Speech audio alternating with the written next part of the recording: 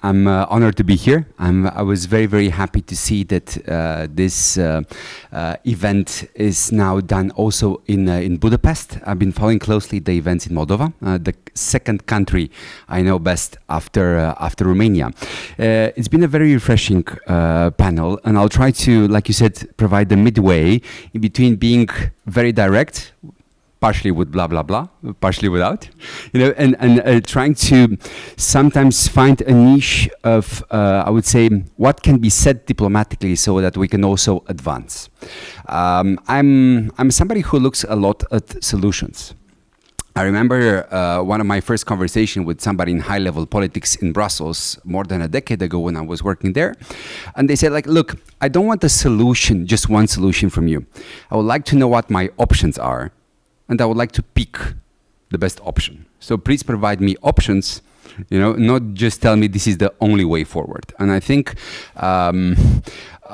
it's important to focus in the next few minutes on my side on what are our options as representatives of the private sector. Because I think our frustrations and our opportunities as regards our relationship with our political class or political administrative class are different in nature in Hungary, in Romania, but there are also several opportunities, and I view Hungary and Romania a lot like the yin and the yang. In the sense that, and I think in the next decade we'll be able, if we create trust in between private sector entities, we can go beyond any other elements of competitive paranoia, which historically have been in between the two nations, right? I'll try to have several bullet points in mind and go in a very simple way, like this is the topic, this is how I see Romania, this is how I see Hungary, what can be done in the future. Government and the decade. I don't know what will happen in Hungary at the next elections. Our next elections are in 2024. Do expect for this coalition to work, and do expect for the next government to also likely be a next coalition. Of course, this depends also on personalities, but I think this will be a competitive advantage for Romania in the future, this German-style grand coalition, if I may, with all its difficulties, but nonetheless, it will compensate for one, I would say, strategic, not tactical weakness that Romania has had in the past decade. I know this because the Bulgarians, and particularly Borisov, was always laughing at us, and guess who's laughing now? Our political instability. So I think that good news for those of you who are doing longer term planning with Romania, there will be more political stability in the next decade. Unclear again, I don't know, I can't project what will happen in Hungary. I think Orban is already there for a long time. Good news with Orban, he's admired hiddenly by a lot of people in Romania for being, for taking decisions, for doing a lot of stuff. But at the same time, some of the people in Romania just see this component, they don't see other components of his leadership. At the same time, in Romania, I think we're still caught and will continue to be caught at least for 2-3 more years until we get more organized, including the policy machines of the main parties, in this word potential. We also have a joke in Romania, the joke between theory and practice. So in theory, we are a regional leader. In practice, size makes that true, 20 million, and this is one of our competitive advantages also as regards Hungary, and it helps us compensate in a way, for other aspects in terms of decision making. We also have a big advantage, and I think this is the opportunity for private sector operations in Hungary. We are a very free market. And I think this advantage combined with 20 million people, combined with the fact that tactically, geopolitically, but also by instinct, we are, I believe, on the right side of history on the Russian war on Ukraine. I think we're going to see a lot of money coming from Anglo-Saxon circuits towards Romania.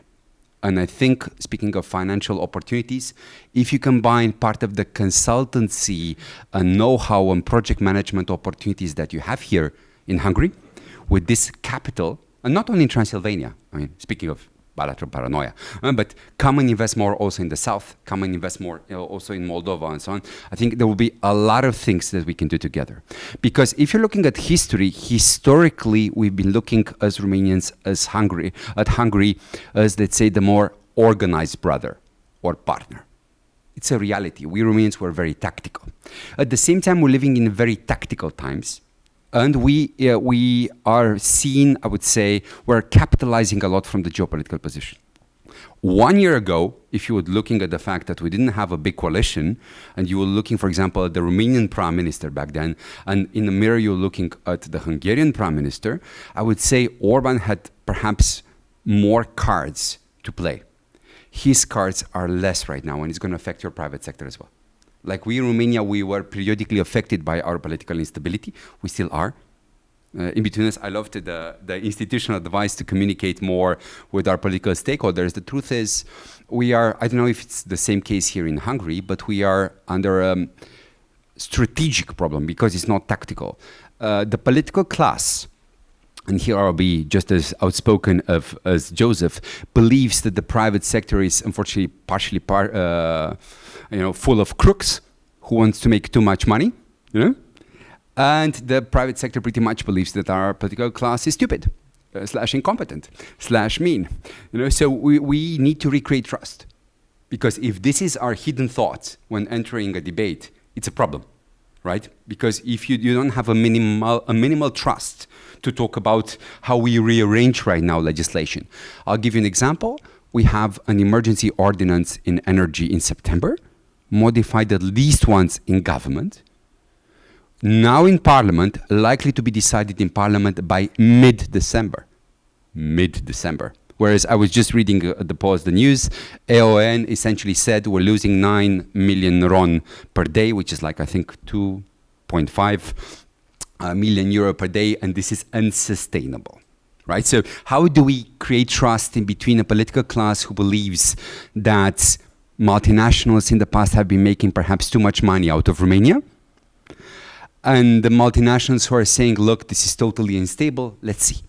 How do we make peace? It's our tactical dilemma. But overall, I'm positive. I think it's not by chance that I made the question to the first panel as regards the supply chain on batteries.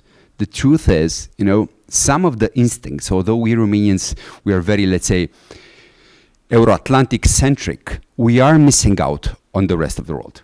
We are missing out on exports. And I think that one of the positives, speaking of recreating trust, in the previous government last year, there was a visit by your foreign and trade minister, speaking of assembling things together, to see our economy ministry. And we were talking more about the HIPAA-HEPA model and what we could learn perhaps with our new agencies. I think here is where Hungary is more advanced. I think Romania has historically diplomatic networks and educational networks in the global south, but we're not using them. So again, we're very yin and yang. If you need more cash flow, if you need to do more stuff, I mean, via the Anglo-Saxon, I think it's a good place to set up shop, do partnership. Where we could learn more is discipline, and perhaps also via you a gate towards the Asian century. I think it's a complicated decade. Rather than being paranoid, I think it's much more important to make money together. Honestly, if you're looking at bilateral trade and other stuff, we're much happier if we are richer and happier in complex, weird times, rather than both of us frustrated, you know, and poorer. So friends, let's get rich. Trends are there. You know, whether we go via you towards Asia and MENA and other places, or you go via us to New York and London, although I know that you have your networks there as well, but you know exactly what I mean. Speaking of global finance, I think we can move things forward, yeah? Thank you so much once again.